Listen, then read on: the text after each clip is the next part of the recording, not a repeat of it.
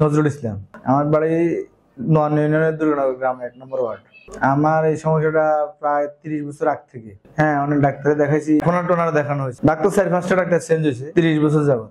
আমার সমস্যাটা হলো যেমন নিজেকে হীনমন্যতা ভাবা, মনে ভয় ভয় ভাবা, কিংবা হার্টবিট, কিংবা মাথায় চক্কর দেওয়া, কিংবা নিজের মনে হইতো যে আমার হাতটা চিকন হয়ে গেছে, কিংবা ফাটা আমার চিকন হয়ে গেছে, হাড় বাড়ে গেছে, এইরকম মানে বিভ্রান্তিকর ভাব সৃষ্টি হওয়া, এই সমস্যাগুলো মূলত বেশি।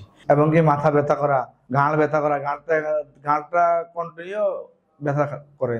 এখন নাই, এখন ঘাড়টা মোটামুটি সিম্পল আছে আর কি, এখন নাই না যথেষ্ট। যেমন আমার ঘাড় কিছুক্ষণ পরে আমি ঘাড়কে লালাইতে হয়, নিজের হাত দিয়ে নিজে ঘাড় ব্যথা ব্যথা মেসেজ করতে হয়, কিংবা মাথা চুল টানতে হয়, মাথা মেসেজ করতে হয়।